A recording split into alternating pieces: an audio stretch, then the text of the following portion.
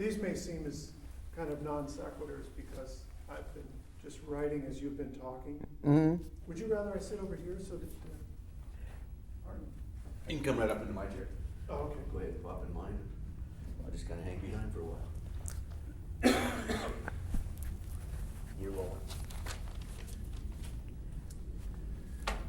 Early on, you mentioned that after your CPT 1 course, it didn't look like you were going to go on, and you got into that because you had some connections through the CAA and some other people. So your advancement was because at that point the bug had bit you. You wanted to. Women were only allowed technically in the first class, and that was done as an accommodation to get. We've done it for women, so we've done our duty type of thing now. We wrote some letters and communicated with the CAA and asked that if there was a possibility of letting certain girls go on who looked like they might be able to progress in the profession. And I had some people in the CAA here in Seattle that wrote them and said that I think she's one of the ones that you ought to consider to maybe let go on as an example to the further classes, and they let me do it. Did you know any of those people before you started flying? The CAA? Yeah. Oh, sure. I knew them from the day I started because they gave us all of our flight checks when I got my private, when I got my commercial, and so forth. So we knew them all. Okay. But there were several other girls in the United States that did the same thing. There were 3 or 4 of us that got into secondary. Now, in terms of the CPT, in terms of the structure of that, it's the civilian pilot training program. But it's not the way we teach civilian pilots today. It wasn't at the pilot's pace. It was a military scheduled. I can't quite hear you. It was a military programmed teaching. It was completely outlined. Every day lesson was exactly the same for everybody in every school in the United States. It was a completely written program. Just as though you were in the military. Just exactly like it was it's just not at your pace, it's at their pace. And we had to fly so many hours, and at hour number 4 we were doing this, and at hour number 10 we were doing this, and the grading system and the little logbook that we had was identical with every student in the whole United States in every college that was taking this program. It was a very programmed program, if you laid out, and everybody in the program did exactly the same thing. And you weren't paying for that, It was a government-paid program. Okay. Now, going back a little bit before that, when you talked about being in college and the choices that you had available to you, it almost sounds as though you were in college because at that point, just to be a woman and be in college itself was kind of a challenge. Well, when you got through high school, you went to college. I mean, everybody... All of us, all my girlfriends, when we graduated from high school, we all walked across the street and went to college. It was just the logical thing you do. And everybody did it. But nobody particularly knew why they were there, you know? Okay. Once you were in the ferry service, as they wanted you to fly different aircraft, how much time did they spend transitioning you to the various aircraft? Well, first of all, you had to have a certain amount of time in the previous airplane. Once you had a certain number of hours in an AT-6, you went on to another airplane, and you probably there was no particular amount of time, and it also depended on what was needed to be ferried. You went into the twin-engine Cessna as a preliminary to the DC-3. It was a little bit smaller, and you got checked out in that, and then you worked up to the DC-3. After the DC-3, you went into the C-46, which is a little bit bigger engines. From that, you might go into the B-25, which was still bigger engines. So you worked up not only by size, by seating, by horsepower, and worked up the lab, but you ferried several of those airplanes before you worked up into the next one. And also it depended on what the need was. If there was a big push on B-25s, a lot of the C-47 pilots would get checked out in the B-25 because they're the ones that had to be ferried. So you'd move up into the B-25 class faster than you would if there weren't any sitting out there to be ferried. and if you were at a base where they had them. Now, Long Beach was the only base that ferried B-25s. So if you were at Wilmington, you wouldn't get that airplane. And in Romulus, they didn't have anything except the P-39. Now, while you were not flying a ferry run, then you were actually continuing to train and to get qualified in these other airplanes. No, we took instrument training every day. We had to go fly the link trainer. We didn't really start transition until we were ready to transition into another airplane. It was fairly gradual. We went from like in Long Beach, we went from the BT into the UC-78, which was the small little twin, into C-47s, eventually into B-25s. And we did it as the need arose, and as we accumulated time in the previous airplane, then we would upgrade, and if the airplane was available, we'd upgrade into the next airplane. Then the ruling came down from headquarters that every girl in the ferry command had to be qualified in single-seat fighters, because they were going to try and segregate that particular group of airplanes for the women to fly. In other words, we were going to fly P-51s, P-47s, P-40s, and so forth, and every girl had to be qualified. Well, I had about 80 girls in my squadron at the time, and that one program weeded out till I was down to about 40 or 50, because either they didn't want to fly out, or they were not qualified, or they didn't check out, or so forth. So eventually then every girl stationed in the ferry command was single-seat fighter qualified, or she didn't stay in. She was transferred someplace else, because that was the big push. They were building 1 and 2 a day of every one of those airplanes, and they were piling up. So every one of us had to be qualified in that one kind of an airplane. And you mentioned before about the altitudes that you flew at. Now, a lot of these single-seat fighters are designed to fly between 20 and 30,000 feet. Well, we had oxygen. We could go up there. We probably didn't. I didn't use oxygen very often. We did if we had to go over something, but we could not fly night. We could not fly instruments, so we had avoid the weather. But most weather, if you start to go over it, you're going to get way up, and most of us did not. A lot of times, the oxygen wasn't even hooked up in the airplane. Now, when you're flying over the weather, though, you're pretty much flying by compass and clock, because you can't see the ground at that. You can't see those water towers, right? Timing, yeah. Okay.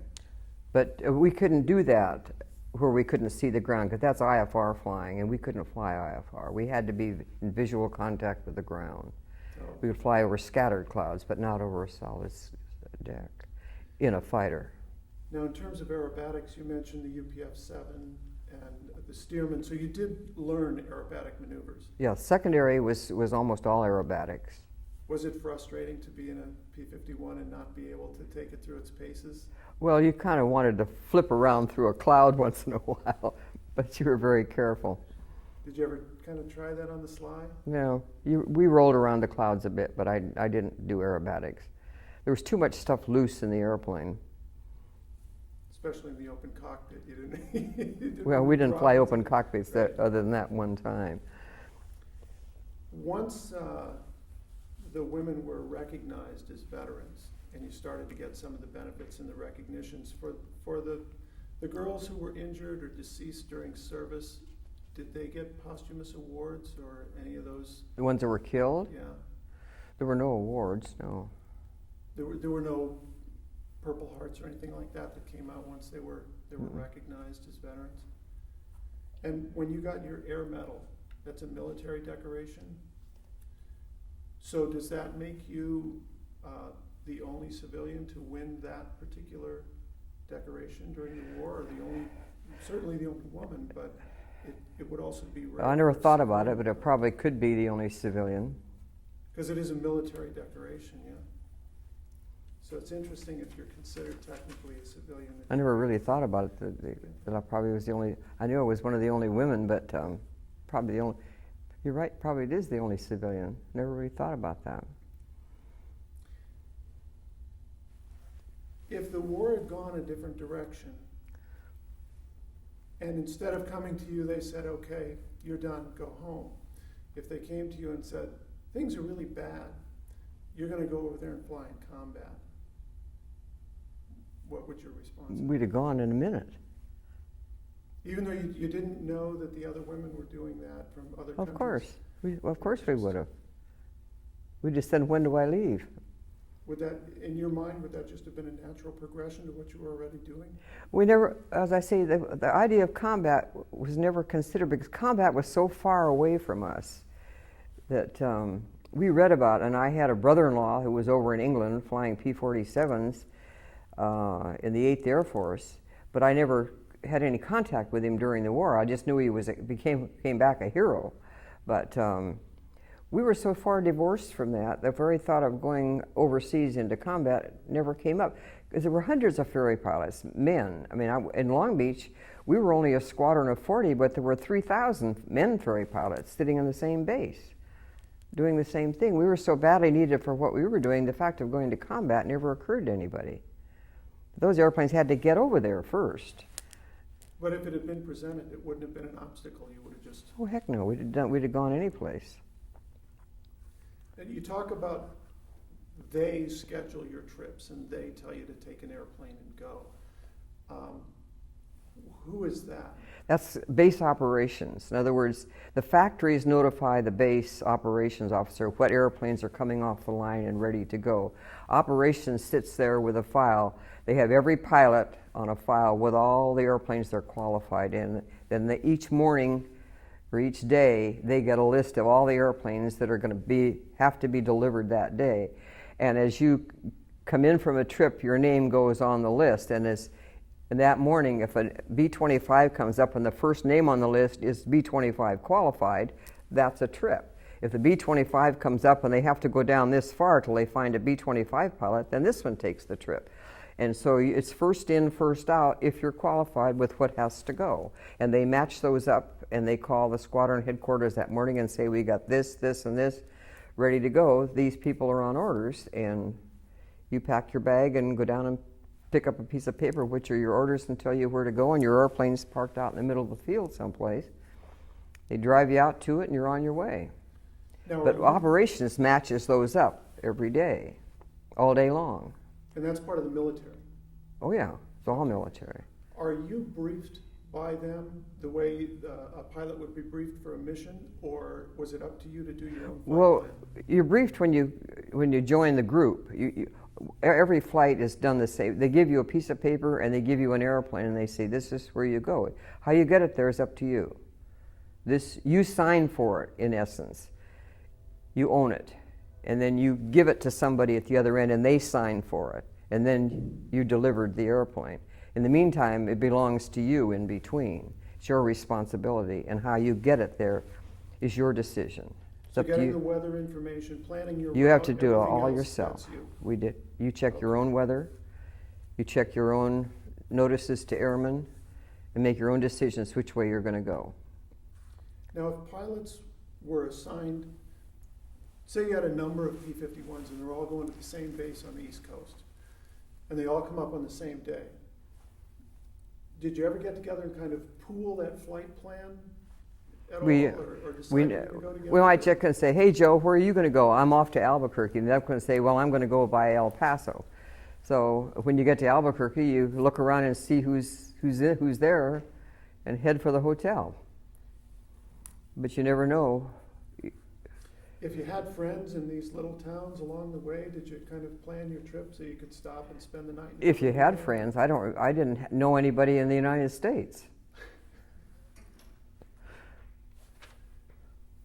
You mentioned that there was an article in the Boeing News about your flying the B-17 the first time. Do you remember what year, what month that might have been? No, but I've got a copy of it at home.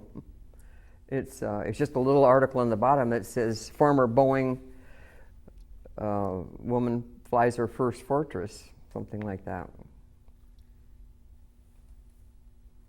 You've been knocking around for a long time as a pilot and as a person, Yes. and you've mentioned several times that you notice that there's kind of things that they're not teaching kids today, things that kind of holes in people's background. Based on your experiences, both in airplanes and just in general, what would you like to say to the school-age kids today? What message would you like to leave with them? You mean about careers, or life? About anything. I mean, there's Well, often people get to a certain point in their life, and they've kind of come to a focus on things that are important and things that really don't make a big difference. And a lot of people spend their whole life struggling over these things that don't seem to make a big difference, and miss some of the important things. And like it or not, you're a role model for a lot of people. Well, I think it's important that they follow their dream, but that they also be a little realistic. I think it's terribly important that they prepare themselves for life. I think education is absolutely a must. I don't care what you're going to do, you have to be educated in order to meet your competition. And everything in life is competition, no matter where they're going to go. But they also have to believe that there's nothing that they can't do if they try. They can't believe that somebody can say, you can't do that. Or particularly if you're a girl and you can't do that, or you're not qualified for that. Because they can do it if they put their mind to it and persevere. But they have to really have to be single-minded at what they want to do and prepare themselves for it. And preparation is terribly important. Girls have opportunities, particularly now, being in areas that they never could be before, because they never were going to be scientists or engineers or astronauts, but now they can be anything. And don't let anybody tell them that they can't, because they can. I mean, all of us have been told someplace along their life that, well, girls don't do that, but they do. And what you fundamentally realize, and we jokingly say, I've always said, the only difference between you and me is our plumbing. And basically, we can do the same job. So I think it's important that they find a goal if they can and prepare themselves for it. But mainly their preparation has got to be education, is one of their very basic things they have to remember. And then don't let anybody tell them they can't do it. At least try. Always try. Okay. About 2 questions, I think. Yeah, I hate to change interviewers here all the time on you, but yeah, I just had a couple questions. There's one This is tag team so that we don't get tired. is the first flight was off of Lake Union. Is that when your first flight that you ever had? Mm-hmm. You remember that real well? I remember, yeah, I remember it because Kurtzer was so big, you know. I don't know whether any of you remember him back then, but he was a big man. He must have weighed 250 pounds. He was, and I was a pretty good-sized 140-pound athletic sophomore in college. And that little T-craft only had 65 horsepower on it, and it took some doing getting that thing off the ground. But it was kind of exciting. I do remember my first trip. We went up and went down around the big oil tank, which may not even be there anymore, the big storage tank at the end of Lake Union, out over Lake Washington and back in again. And it was sensational. But, you know, I couldn't believe I was there. It was a whole new world. Yeah, you had never been up in the airplane. You just had seen them flying and... Well, I hadn't even seen much of those because I lived fairly near Sand Point, but just going out and standing at the airport and watching airplanes, it never occurred to me. So I wasn't one of those ones that had looked over the fence all their life and said, oh, gee, I'm going to go fly, you know, which is strange. I mean, it wasn't one of those things that I had wanted to do all my life. I fell into it. I just fell into it. And Mr. Kurtzer, he was a big guy, huh? Oh, he was huge. He was a great big guy. He was 6'6" or something, and weighed. When we both got in the front seat of that little T-craft, you know, we were jammed in. So you were side by side? It was a side-by-side airplane, yeah. And was that monowing or was it a biplane? Oh no, it was a little it was 64 horsepower, Really? high wing airplane On floats? on floats down at here, just down below the Needle, at the end of this end of Lake Union. Okay. In fact, I think the ramp's still there. The only other question I have is that with everything going on today, with what happened 2 years ago or a year ago on September 11th, and all the controversy today, and once again our country is sort of in hot water around the world, where if you go to Europe right now and they know you're American, you could get spit on or yelled at.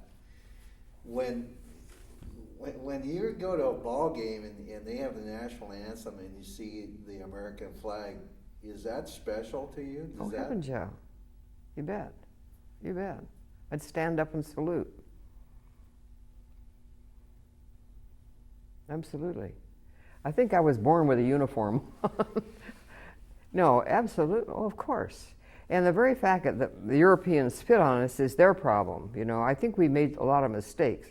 As Americans, I think we've done a lot of things that are, I don't say what we do is right, but by the same token, we are what we are, and we are America, and we are the best country in the world.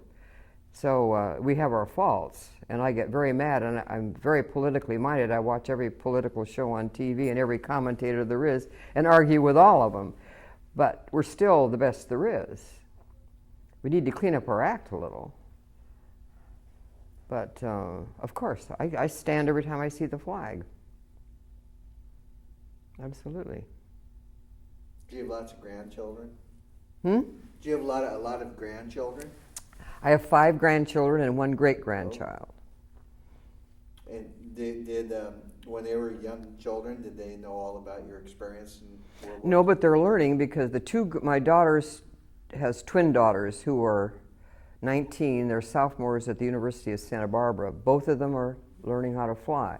One of the twin girls just took her cross country last week, all by herself. She flew from Santa Barbara to San Jose and back to Santa Barbara all by herself at 19. She's the same age exactly I was when I learned how to fly. And both girls are learning. The boy, who is 2 years older, already has all of his ratings. He's going up next weekend for his instructor's rating. And they may all 3 end up being airline pilots. Their mother and dad both are, you know, and they're beginning to think it's not a bad career. They travel all over the world and fly beautiful airplanes. So they're all 3 flying. Did you marry a pilot? Yes. We were both stationed together at Long Beach during the war. Is that where you met? Mm-hmm. And he was a native of Long Beach. And so when we didn't get married till after the war, because I wasn't about to get married and give up my airplanes until the war was over. So we got married after the war and lived in Long Beach. And he died in 1973. If you had become married, would that have ended your career with a... No. We could be married. In fact, a lot of the girls had children. That's why it was hard for us to integrate with any of the other services, because our eligibility requirements were so different. We could be up to 35 years old, we could have children, we could be married, and so forth, which none of the other services could be. Yeah, there's one last question, that's it. And Carl sort of asked this, but when you look at an airplane, like you walk around this flight museum and you see these airplanes and you watch it, and if you touch the skin of one, is an airplane just an animate? Is it a physical object to you, or does an airplane sort of have a soul? Well, it's a physical object, but it also means a lot. I mean, every one of those airplanes, 90% of them, I've run across someplace in my 60 years. Either somebody's had one, or it's flown, or it's been connected somehow. So it brings back other relative memories. It's an inanimate object as far as being a piece of wood and glue and metal, but it represents people, it represents our country, it represents all the things I've done and the people I've met and places I've been. Each one of those airplanes are integrated into that part of life. So it becomes part of your life even though it is an object. but they all relate to it somehow. Now, I promise that was the last one, but I have another question. Did you ever meet Eleanor Roosevelt? No, She never came to your base or anything? No. Or, but she was influential because, you see, she's the first woman, wife of a president, who was politically, she started the women's lib movement.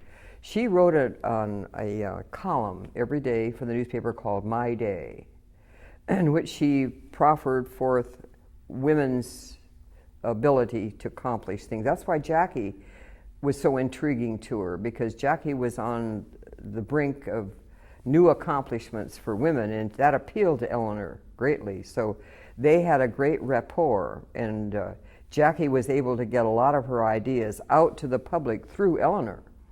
In fact, there's a gal that's writing a history of the women pilots, and she has gone through the Freedom of Information Act, and has got a lot of the correspondence between Eleanor and Franklin and Jackie and her husband Floyd, General Arnold, and so forth, and which shows how influential Jackie was through Eleanor Roosevelt. And because her husband was the biggest backer of Roosevelt. He was supposedly the second richest man in the United States and a very fluid backer of Roosevelt. And Jackie had this very good rapport with Eleanor, being able to get her feelings about women out in Eleanor's column. So it had a terrific impact. did you read that column every day? No, I was too young to understand what was going on, really. I was, Now, is it Nancy Harkness love? Is that, yes. Did she really is someone that there was sort of different motivations for Jackie Cochran and Nancy Harkness level why they did things? Is there? Well, see, both Jackie and Nancy knew that the potential of using women was there, and they both had gone. Nancy had gone to the Air Transport Command. Jackie had gone to Arnold, and both had said as early as 1940 that when this war comes, there is a group of women out there who are already trained that could be used. And so both of them kind of had this idea. Jackie finally came to Arnold about 1941 and said, we need to get these girls organized. And Arnold said, it's not the time right now. Why don't you just take up your girls and go to England and work with the ATA? When it's right, the program is yours. You can have it.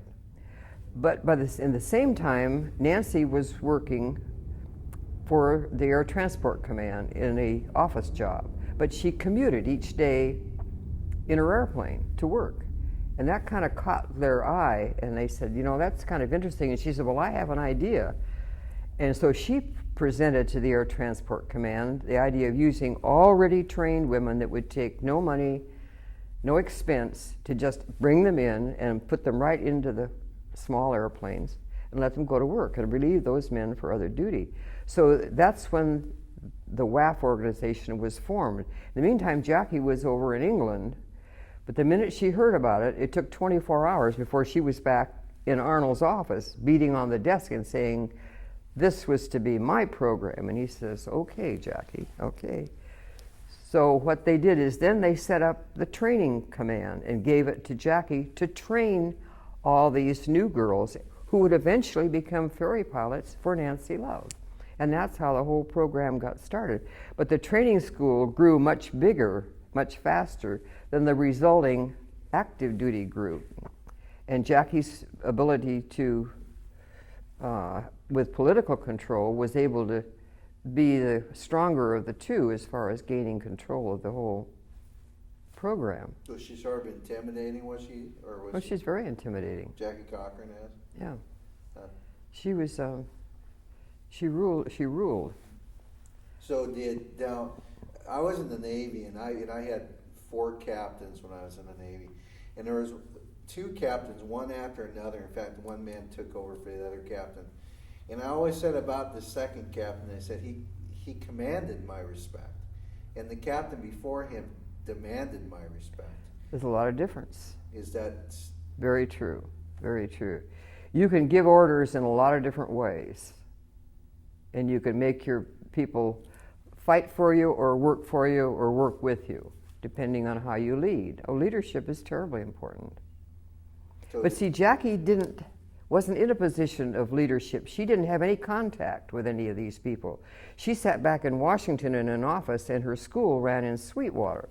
So Nancy was in the field. She was flying the same airplanes we were flying, and she was out with us, where Jackie was sitting in an office administrating a large program. And it had to get larger and larger to make her bigger and bigger. But it got to the point where the people that were supposedly eligible for it, we ran out of those people. So Nancy Hardin's love is someone that you respected. Oh, much more so, yeah. She was very well educated. She was a very talented administrator as far as working with people. We would have done anything in the world, she said, because we knew her decisions were right. Plus the fact she asked our opinion. We had staff meetings as a squadron commander. I went back to Cincinnati at least 2 or 3 times a year for staff meetings so that we knew what we were supposed to be doing within the squadron, because I had 80 girls in Long Beach that I was responsible for, to make sure they did their job and they acted the way they were supposed to, and we did what we were supposed to be doing. So how did you get picked to be the head of the 80 people? Why did you get picked to be the commander? I don't know, but I'm always better at giving orders than taking orders, I guess. But now I got along with Nancy very well. I was only in Wilmington 3 months before they split us up.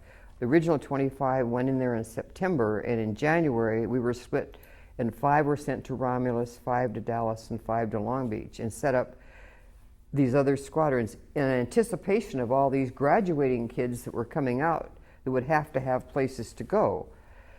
And she selected me to run the Long Beach squadron, mainly because I'm pretty much business oriented, and I do things with a list, a checklist.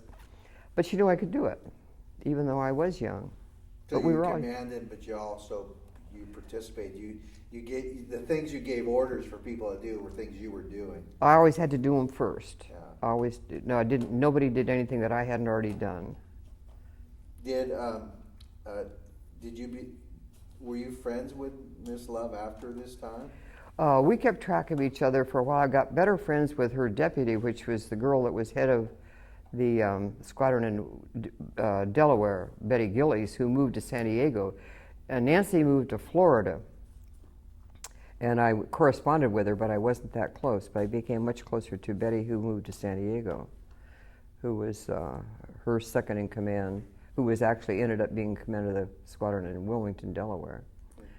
But see, we never saw each other very much. And so it sounds like the original 25, once I left Wilmington and was transferred to Long Beach, I never saw those girls again. Our paths never crossed. Because you're just all spread out.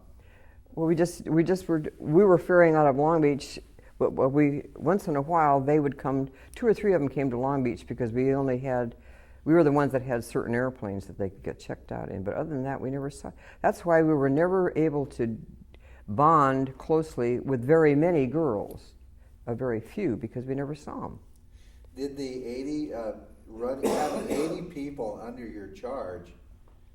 That must have been quite something, to have 80 people that looked to you for if they had personal problems or if they had needs or discipline. Well, it was interesting because, as I say, I remember I had one little gal from Arkansas who smoked a corncob pipe, and I can remember one day her coming in and asking if she could talk to me. She sat on the end of the bed and she said, I've got to have leave. She said, my mammies are fretting for me. And I said, well, so we got her leave. What I'm saying is there's all different kinds of people. I learned a lot. I grew up pretty fast. So you learned a lot about people. A lot about people. Did this girl who smoked corncob pipe, was she, her family wasn't affluent? No, she was from the hills of Arkansas. It's sort of interesting, sort of a great equalizer. But she was a great pilot. She eventually ended up marrying a really neat guy, and they had a huge flight school up in Michigan. Did a very good job. She was an excellent pilot. She just came from the hills. So that's one thing I learned about being in the Navy is that I was from an upper middle class family, and it was a real education about people and getting along with people of all different strata in our country. But it's also a great equalizer. World War II wasn't it? It brought a lot of people, gave them opportunity for education and advancement. Oh, heavens, yeah. In fact, even today, I would suggest to anybody, the kid that's 14, 15, that if they really don't know what they want to do, they should go into the military.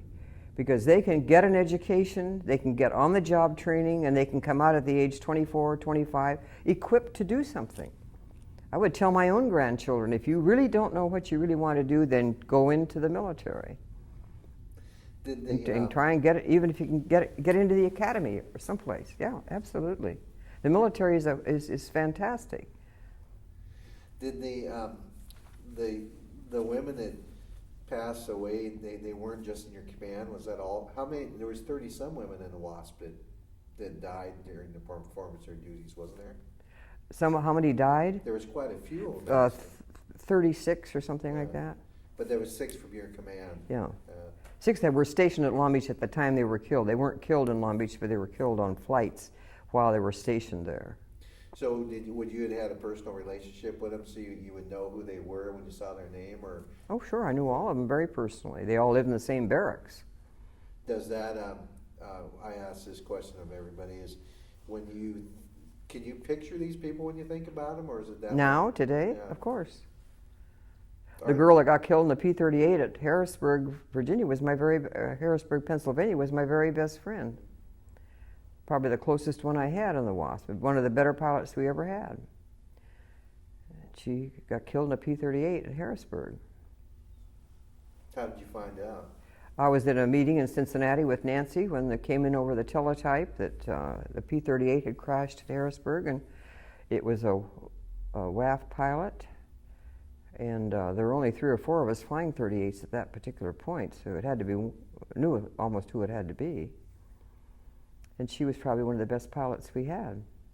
She lost an engine on takeoff on a runway that was short, going towards a hill, and she controlled it as best she could, but she pancaked into the hill and killed instantly.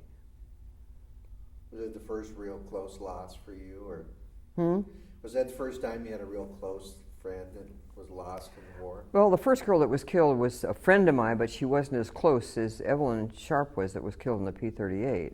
Evelyn was, of the 6 that were killed, Evelyn was my closest friend. I knew all of them. They were all in my squadron. I knew them, well, but Evelyn was probably my closest friend because she was an original with me in Wilmington. Does could you describe Evelyn for me? Could you describe Evelyn, the picture in your mind you have? Of Evelyn?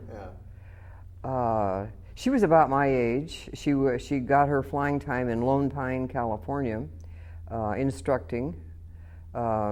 She was very outgoing, very gregarious. She loved to date, was very attractive, and didn't have an enemy in the world. She was everybody's friend, got along with everybody, and she was an excellent pilot. She was very quick to learn, and a very nice gal. Just very upbeat and very capable. So did you write the letter home about her, or how did? I wrote a letter home to my folks, yeah. No, but her parents, you didn't go deep. But I just told my folks not to worry, that I was going to miss her, but not to worry that it was going to happen to me. That I couldn't think about that, and I didn't want them to either, not to worry about that. Was that a worry of your mother? No, she never mentioned it. She believed that you were going to come back. She believed that I was going to come back, and I did. I didn't have a problem. Did they see you fly? No.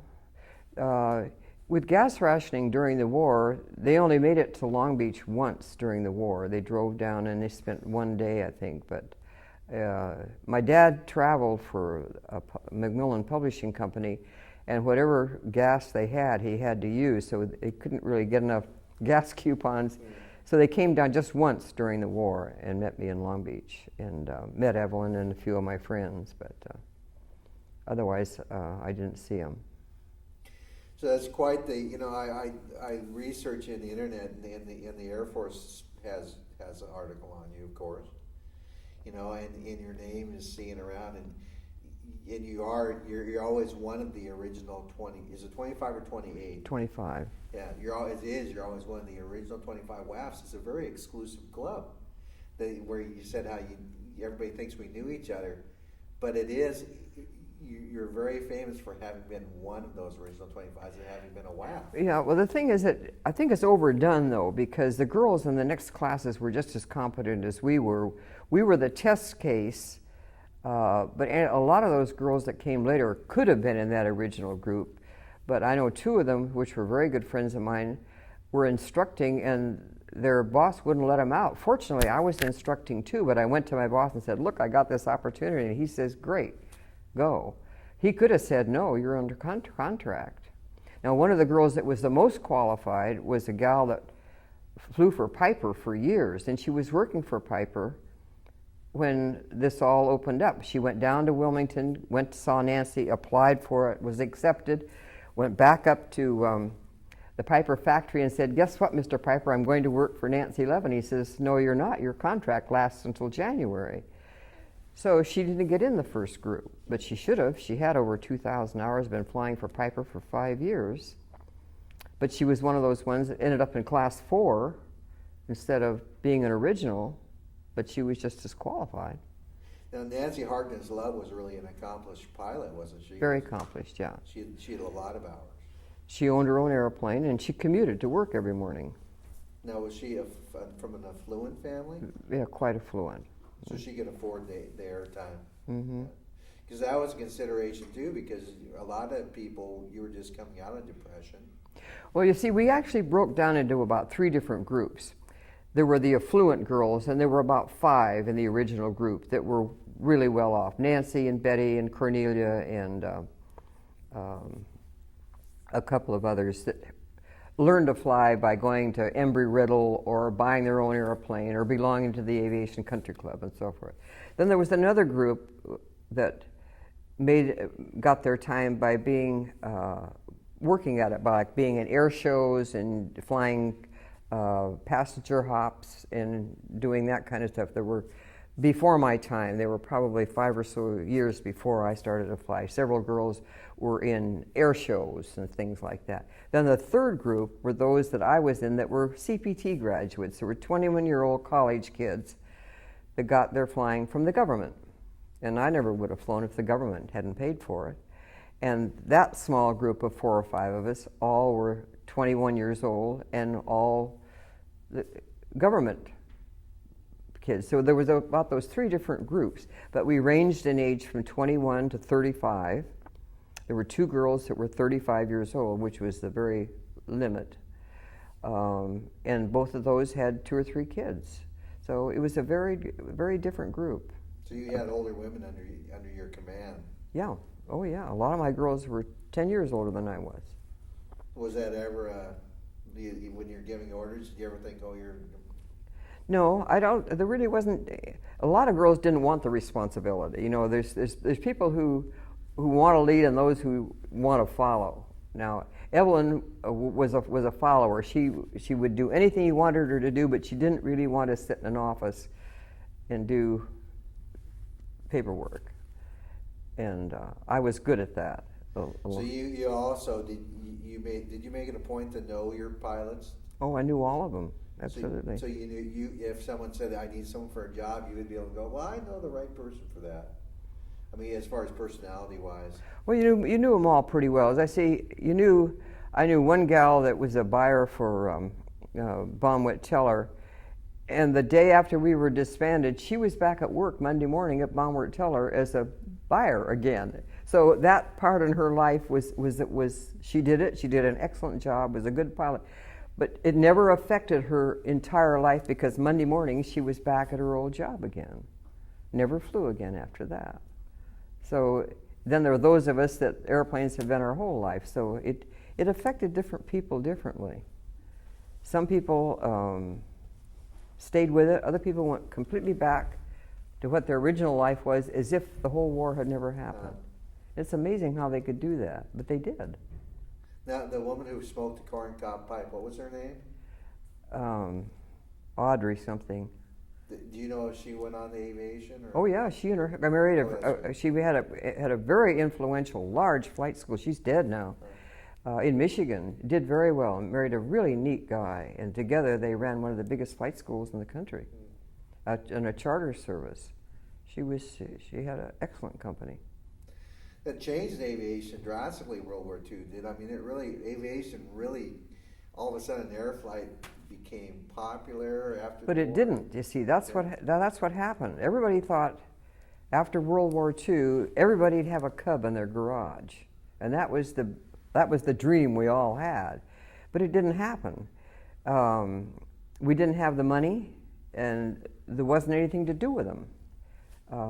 There was certainly no place for women. Aviation went completely flat after World War II. There were no flight schools because you weren't preparing for anything. The airlines were just beginning to boom, and that was going to be a limited career for men. So it didn't do what we all thought it was going to do. We thought we were going to be building Cubs, and say everybody was going to have a Cub in their garage. It was going to be one of those mass growths of the industry, but it didn't really happen. It took years for it to really gradually build itself up to where in the late 70s and early 80s, I was selling airplanes for the next 40 years of my life. We were building about 20,000 new airplanes a year. Cessna, Piper, Beech, Gulfstream, I mean, from the jets all the way down to the Cubs. The industry was selling about 20,000 new airplanes a year, 79, 80, 81.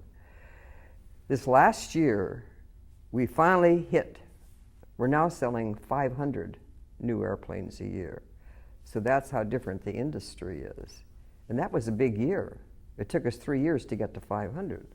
And that's Citations, Lears, Falcons, Gulfstreams, as well as Cubs and Cessnas, total. So that's how the industry's changed. Have you, you didn't know about the foreign pilots during the war, but since that time, have you ever gone to functions where there were women pilots from other countries at? The only time I did is when I went with my daughter to a Women Airline Pilots Convention, and I met women from all over the world that are flying for the airlines. I met the girls from Germany and South America, Brazil. Every foreign country in the world had a woman airline pilot there, and I met all of those women. Do you speak with your hands when you talk? Yes. And we've interviewed a lot of veterans in the past 5 years, and pilots especially are prone to speak with their hands, and they go like this. And is that something when you talk to pilots? No, I just think you just get with it. You know, it's just a matter of animation, and your enthusiasm gets out into your extremities. I think I'm getting the clue. I'm supposed to stop talking. Well, I'm just saying, it's 10 to 11. Okay, so you got 10 minutes left. So then, do you, what's that? Want to give her a break in between. Okay, I think Carl wants me to give you a break. No, if you got another question. No, I was just curious, do you, when you talk to pilots, do you talk about pilot issues, or do you just talk about everyday issues? Well, it depends on what the situation is. If you're at a pilot function, you're probably talking about what you're there for. Other than that, you talk about your kids and what you had for dinner. You're just like everybody else does. Because piloting is just part of your daily life, and it's your job in most cases. So you don't go over the fine points of flying an airplane anymore. You're well past that. It might be where you went or what you did. But no, you're talking about the same things you talk about, where the kids went to school and what the new recipes are, what's new on TV. It's just like anybody else, because flying to most of those people that do it all the time it's just their job, you know. Did Ms. Harkness Love, did she go on after the war to have an aviation career? No. She and her husband got into the boat building business. They were from Martha's Vineyard up in that area. They moved to Florida, and he bought a boat building business. He was in the airline business. He started what eventually became Northeast Airlines, and was in the airline business for a while, and then they went into the boat business. And Jackie Cochran, what happened to her after the war? She ran for Senate or something like that in Riverside, California. She didn't win, but she was in politics, tried to get into politics for a while. And she was on several boards and commissions from the government, still politically active. Because she was, for the time, she was a powerful woman then. And after the war, of course, she went out and set all the records, all the speed records between she and Jackie Oriole she'd pass one, then Jackie Oriole would take it away, and then she'd go up to Muroc and do it, and then Jackie Oriole would take it, went back and forth. But she had the advantage of having Chuck Yeager be given to her for 6 months on temporary duty to help her set those records. And, I called my senator was a real good friend of my husband's, and I called and asked him, I said, why can't I do that? I got just as much flying time as she had. And he said, honey, Money. And I said, well, I guess you're probably right. Because after the war, she went up there and set a lot of records. But I see Jackie Oriole kept taking him away. They went back and forth for quite a while. So were they both affluent women? Jackie Oriole, did she have money, her family? Or well, her father was the Prime Minister of France. Oh, wow. So I think they probably were pretty well off. Yeah. But she was a formidable foe of Jackie Cochran's because she was capable, money-wise and experience-wise and capable flying-wise, to take those same records away from her. So they battled against each other. So what Jackie did, she eventually went to the organization that sanctioned all of those and got a ruling put through that there would be no more competition for women alone. It would just be a record, period. So now all those women's records stand, and nobody can ever erase them because there's no longer women's records. So no one can ever top. So she's got them all forever. She's a smart woman. She did it while she was on top. Interesting. All right, thank you very much. I'm going to get you unmiked. I got you tied down up there. So.